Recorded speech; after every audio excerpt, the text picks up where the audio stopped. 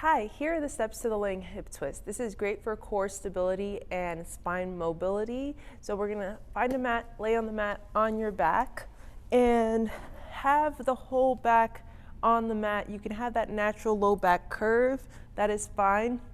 But for the most part, our back is fully flushed against the mat, and we're gonna bring our legs up 90 degrees, toes pointing up to the sky. Hands coming out to the sides, and we're gonna twist from side to side. What we really wanna make sure is that we're not sliding down the mat. If you're sliding down the mat, you're not in control with your core, and you're just using momentum to rock you. So we really wanna stay rooted into the mat and making sure that we're using our core to stabilize us and move us, right?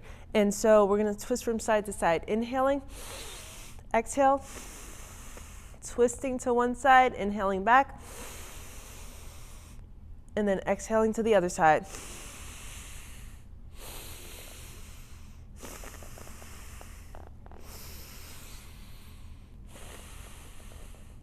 So I'm not letting myself slide, I'm keeping my hands at my side, twisting, coming as low as I can. So only go as low as you can without having to slide or rock and using the core as your support.